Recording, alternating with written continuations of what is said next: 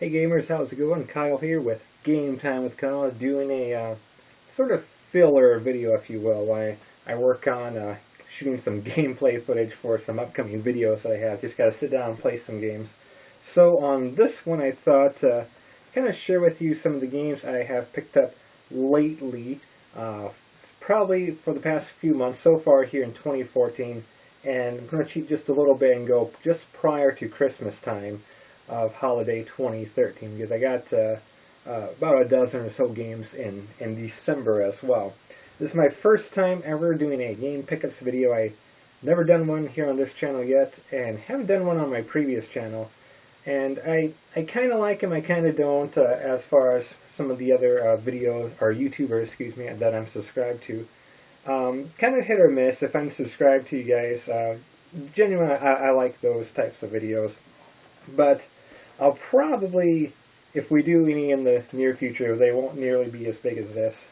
And we'll probably find some other fun way to present them. And I'm just going to sit and show them off, maybe a brief description of which each one is all about, because we do have quite a few. I just don't have, it's all recorded on the tablet there, just don't have the tech to really record game footage like in the lower corner somewhere. So we'll see how it goes. I will post this one for sure. Normally if the videos are boring, I don't. And yeah, so let's get started. First and foremost, by the way, as far as where I picked all of this collection up, it's a combination of both online and in some local stores here. Amazon, eBay, of course, is, you know, it's a good place to get find some good games. As far as in stores, you know, around holiday time, I really don't like waiting in line in stores, especially around the holidays. They just have a bad experiences in the past with that.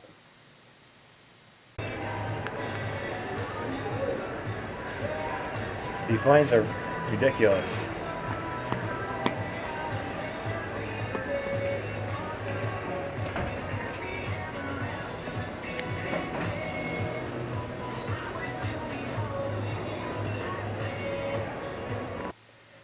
So yeah, anyway, let's get started with the just with the showing off some of the games that I picked up recently. I think the best way to do is just kind of go in order of oldest to newest as far as the games go. So here we go. First one, we'll start off. These are pretty not exciting ones. We won't start off with a bang. Las Vegas Blackjack for the Odyssey 2 game system. Complete box manual and game.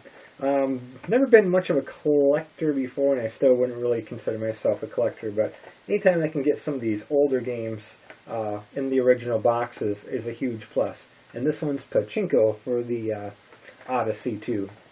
Sort of a weird game there, kind of a pinball-y, but you have a guy at the bottom of the screen. You can kind of fling your ball up in the air, and you're still trying to land in little pockets on the screen for points, and they'll kind of scramble around a little bit. So kind of changes up the game just a little bit. So let's see, next would be probably the Atari 2600. Really, one of the first adventure games is simply entitled Adventure, and I always loved this game in the past. I have, really the only copies that I had was for these Atari flashback consoles, was the only time I could play Adventure. So I'm glad I own an actual cartridge. It's very good condition too. Next up is a fun little racing game, Enduro, and this is made by Activision. They made just a crap ton of great games for the Atari 2600. What makes this is very kind of pole position like, only it gives you sort of different conditions you drive in. For example, you can drive in night, everything's a little bit harder to see. You can drive, I guess, in an ice storm or snowstorm, everything's white, also a little hard to see. So it's like pole position, only they added a little bit more to it. I'm going to set that one down here just for a moment. Sort of weird looking cartridge there. This is Gangster Alley. I think it would be good with like a light gun, because you got essentially just, you're looking at a side of a building and there's these gangsters, they're shooting at you, you got to get them first, but watch out for pedestrians because they're also there.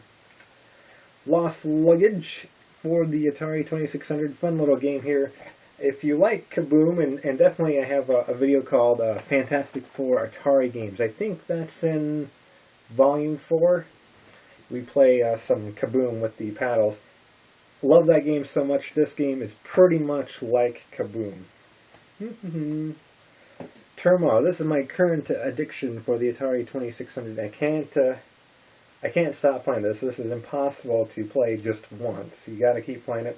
Basically, a little. I don't know if you can kind of see the little picture on the screen there. But you're the ship. You're kind of going up and down some levels. You can go left or right, shoot left or right, as these things come flying at you in all directions. It's pretty frantic. So addicting. This is a weird looking cartridge for the Atari, but it's made by Xenox, X-O-N-O-X. Xenox, Ghost Manor. It's kind of a, I don't know really how to describe it, horror type game-ish. I'm going to do a future gameplay on this video, probably in the next couple of videos, just dedicated to this game, because this is a really huge one. I think, don't quote me on this, but one of the first games, if not the first game, where you can actually choose your character. You can play as a boy character or a girl character. So, we never saw that before in any Atari games. Let's move on to the ColecoVision next. Really doing my best because I'm in love with the ColecoVision. I'm trying to expand my collection here a little bit. Some of these games, as with the Atari, Coleco, and maybe a couple in television games I did get through the website Atari2600.com. So, Zaxxon by Sega, sort of that classic 2.5D. You can kind of move your ship up, you can move it down, and you can shoot on multiple levels. Kind of a fun one. Pretty advanced even for the ColecoVision, but that's not uncommon anymore. Frontline for the Coleco. Sort of a fun little army type game where you play as a soldier, kind of advancing up. It's almost like a top-down shooter. You can kind of choose what direction you want to shoot in. You can cover behind trees, come out, shoot the soldiers that are attacking you.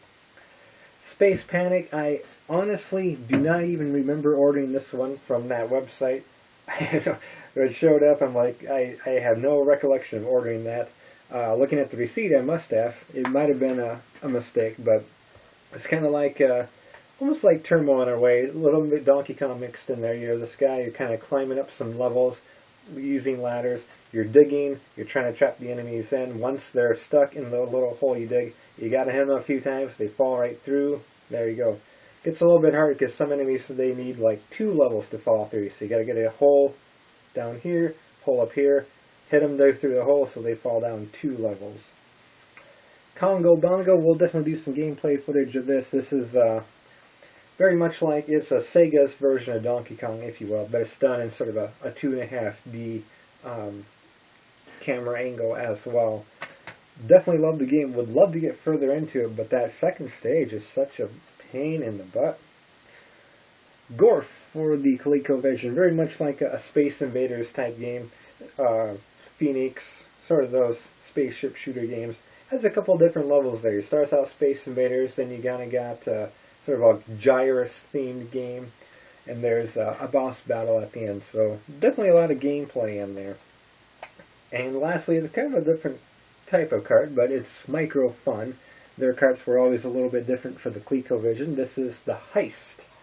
And think of it, we're kind of going through a couple different screens. You play as a robber, you're kind of trying to collect like paintings and treasures and whatnot, all while avoiding like security bots and everything. You got to collect keys to open doors, so it has its charm in there, I think. Next, we'll move on to the NES. Now, these games I got just from a local place here.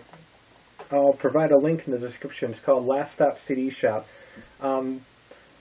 Unfortunately, living in Sioux Falls, South Dakota, there isn't much as far as retro game stores or anything. We really just don't have anything like that other than like pawn shops. But even pawn shops here in town are kind of crappy. They don't have much of anything. There's one pawn shop here. It's a Pawn America shop. Actually does pretty good. I got a few of these games from there.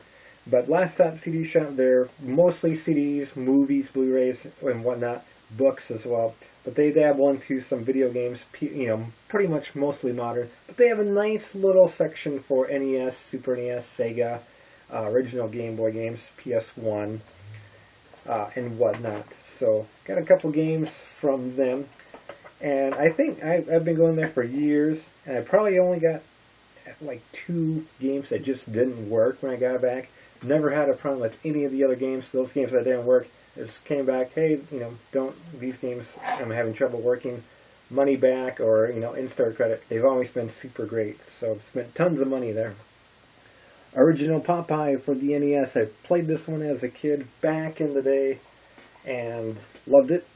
Lots of nostalgia for that one. And the game that inspired Shigeru Miyamoto to create Donkey Kong. So definitely a legendary game there.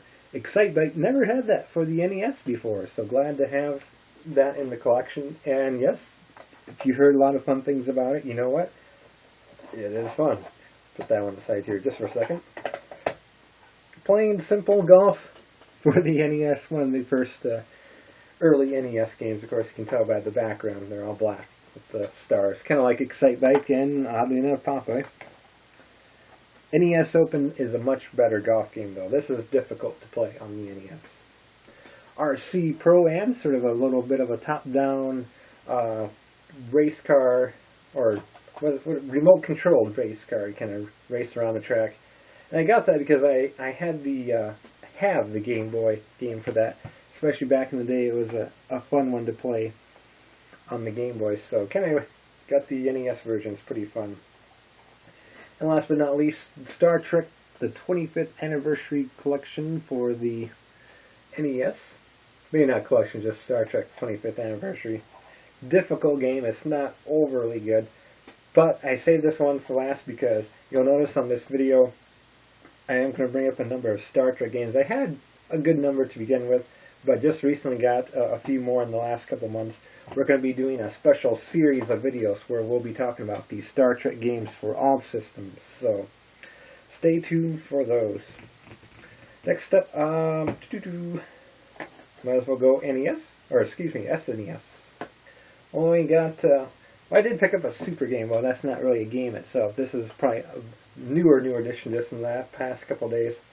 Never really had a need for one before because I have some original Game Boys. I have the Game Boy player for my GameCube, so it was never really something that was on top of my list. But I saw a pretty good value on eBay. It was $15, and it came with Tetris 2 for the Game Boy, which I'm not including here because since sitting down, I did pick up a couple extra games as well. So if we do another pickups video, I will definitely include today's purchases with those. Let's see. So starting with Star Trek, we got Starfleet Academy. This is probably the more PC-ish game you will ever play. It's very much a simulation. You can go, you can kind of point and click, as well as doing some very, very well-made 3D battles while you're on the bridge. You can fly the ship around, and it works extremely well on the Super Nintendo. I'm very proud of that game. Let's see, I did get a boxed copy. Anytime with these boxed copies is a huge plus. Deep Space Nine, complete box manual and everything. Got a pretty good value on there. I think it was right about $10. So, and of course, being a Star Trek fan, and again, we'll cover these games in a special video in the near future, Star Trek themed. Sort of a platformer. It's nothing special. In fact, it's not overly great. It's better than the 25th Anniversary, but I think Starfleet Academy is the better of the two. Okay, I missed one, but I'm going to finish up. Never had Super Mario Kart. I had it on like the Wii Virtual Console, so I never really picked up a Super Nintendo version, but I saw one the other day, so I had to get that, and it's been a great collection to have. One that I did miss was for the Atari 7800, was Jinx for the 7800 complete in box. Kind of like a breakout game, only it's a platformer because the screen will keep going and you kind of try to break blocks. Not necessarily very good. It's complete in box. It was a few dollars, and it's fine. It's just not one I highly recommend. Let's backtrack one more time a little bit to the Sega Master System. Double Dragon, Sega Master System. Kind of, I like Double Dragon. More familiar with that on the NES. Wish I could play it. Doesn't work, though. The game does not work. Missile Defense 3D. If I ever get the light gun for the Sega Master System, I have ordered, I haven't ordered that yet. it will be on the 2-Get. I can finally play this game. It's in 3D too, so it's weird if you're not playing it with the glasses. Safari Hunt is another game I need the light gun for, but there is Hang On. It's sort of like a motorcycle racing game. Think, again, very much like Pole Position, but with motorcycles. So that's the best way to describe it.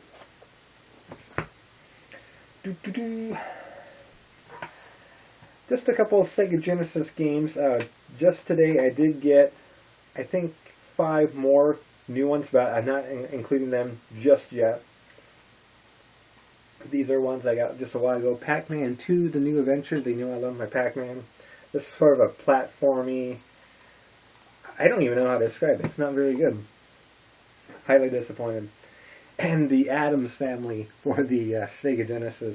Again, another sort of old school platformer. A little bit better than Pac-Man 2. It has its charms though. It's not the greatest game ever, but I kind of like it. I kind of like it. Box copy of one of my favorite zombie games of all time. It really is. Zombies Ate My Neighbors. Not only one of my favorite games ever, but definitely my favorite zombie games ever. We're going to do a complete gameplay of this as well in the near future, because more people need to see this game. I put those up there for some reason. Let's see then. We're more than halfway done. I suppose after Sega Genesis, Super Nintendo, we would add in, this is a brand new system I got at the beginning of, no, it was in February, so it was a couple months ago. Sega Saturn. Never had one before. Now we got one. Great working condition. The only thing is the eject button it's a little sticky, doesn't really work all that well. Controllers it came with was pretty shoddy too, so I had to buy my own extra controller. So we got a couple games with that. Sonic 3D Blast, also on the Sega Genesis, I believe, or Sega CD, one of those two. But I had to get it for the Saturn. This is a great racing game. Sega Rally for the Sega Saturn. Sort of or Sega Rally Championship, I guess. Think like those early Need for Speed or Gran Turismo games. Pretty much like that. The Sega Saturn came with some bonus, like demo disc, the Nights into Dreams sampler, not the full game. I'm currently in the process of ordering a complete box Nights game, because that's one to have on the Sega Saturn. And it also came with PGA Tour 97, which that's a little difficult to pay. Maybe it's just too old-fashioned for myself.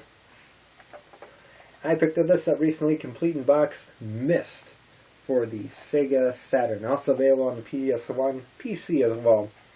And just a really great first-person puzzle, first-person adventure. Lots of good puzzles. You don't really know what's going on, but very thought-provoking, and I think it's going to be a lot of fun. I really look forward to playing a lot more of this. Complete in box too, so manual game. It's like $10 as well. Finding some good deals. Jumping over to PS1, Star Trek Invasion. Sort of a space, more of a controlling your ship around. Actually, a really good game. We'll be seeing that one on your future episode as well, talking about some of these Star Trek games. And long for on Sega, I'm going to jump ahead one generation. Got the original Soul Calibur on the Dreamcast. Fun game. The only game I had in my collection was Soul Calibur 2 for the GameCube. I remember having 3 back in the day for the PS2. But unfortunately, that was back when I actually did trade some games in, so I regret that. But we might get that back again someday. Let's go to the PS2. Just some sporadic games here for no rhyme or reason. Spy Fiction for the PS2. Plays a lot like Metal Gear. You can choose between a male or female character. Well, it's weird. It's not bad. It's not bad. Definitely a hidden gem. If you like Metal Gear Solid and want a cheap knockoff, there you go. Works pretty well. Make your own RPGs with RPG Maker 3. I only had a chance to play this for a few minutes, so I can't say really anything good or bad about it. It seems it's a little complex. I'm gonna go out and say that, but it looks like you can make a pretty detailed game. Test Drive Unlimited.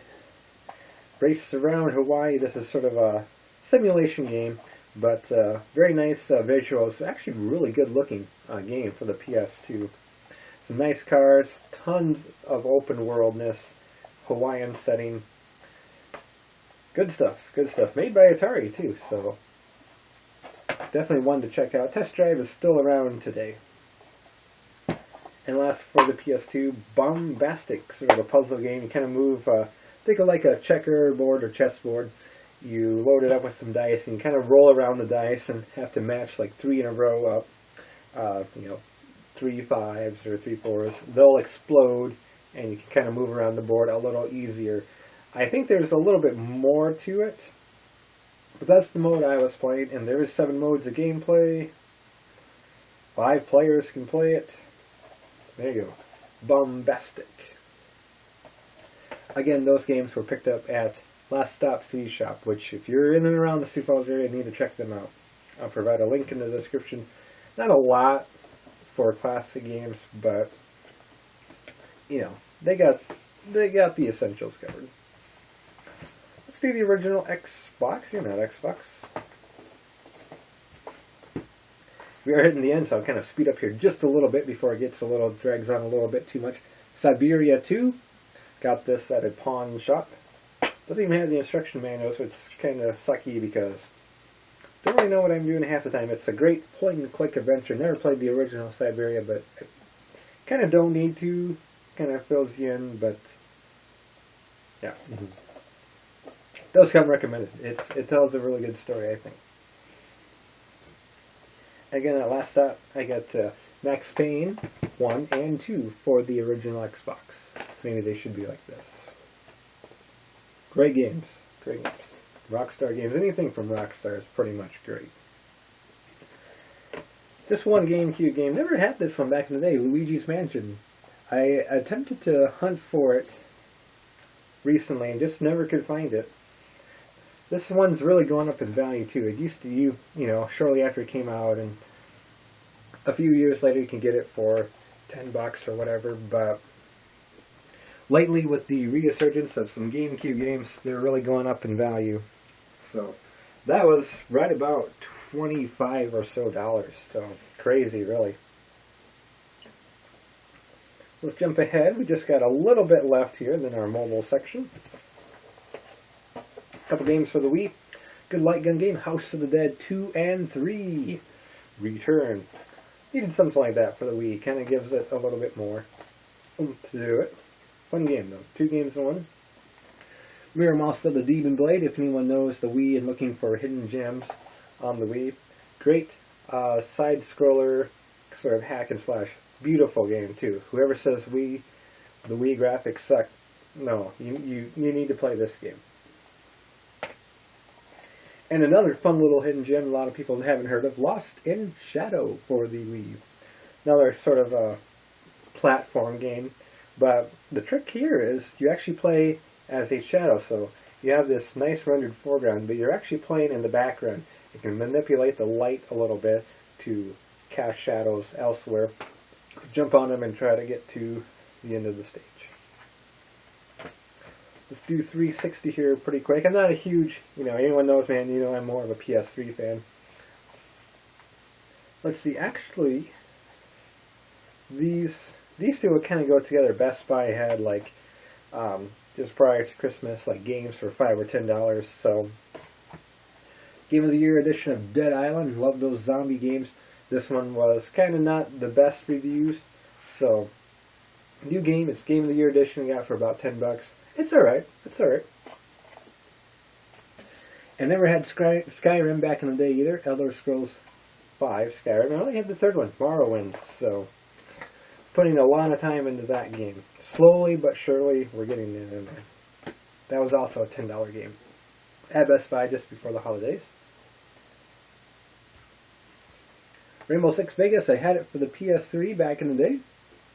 Got it once again for the 360. I've yet to play this version, but it is good. Definitely one of the better Rainbow Six games. And if you want an actual tactical first-person shooter with some strategy that's not Battlefield, Halo, Call of Duty, give Rainbow Six Vegas a try. Alright, this game, I very distinctly got this at a local Target. They were doing a big sale on some of PS3 360 games. A nice steelbook edition of the Tomb Raider reboot. Got this just prior to Christmas, so probably about 2 weeks or so before holidays of last year. Very nice steelbook. Loved this game quite a bit. Of course, I'm a huge Uncharted fan, so kind of a very nice steelbook. Huge fan of the Uncharted series, so obviously I love this game a whole lot. Haven't finished it yet, but we're getting pretty far. I definitely probably need to sit down and just play with it sometime. Finish it up. Last two for the PS3. Again, another Star Trek. This is the for a Star Trek movie reboot. Sort of its own story. Definitely a lot of criticism for that game. I can kind of see why. I mean, it's okay. It has its good points. Very Mass Effect type game, or a Mass Effect wannabe. Definitely not a terrible game. If you're able to find this for a few bucks someday, if you're a fan of Star Trek, definitely worth a try. Co-op, I think, is going to shine in that game. And yes, I know I'm one of these people. I got Call of Duty Ghost. Really only had the Black Ops series prior to this one. Never got into any of the World War II stuff. Not a fan of the Modern Warfare franchise. I don't have any of those games. I used to have Modern Warfare Mobilized for the DS, if that counts. Worked very well, too, actually. But, I don't know, I thought I'd give Ghost a chance. A couple of friends are playing it, so I picked it up. It's alright. I think the story is a little bit better than it has been, but, you know, it's Call of Duty. It's not going to be the greatest game ever.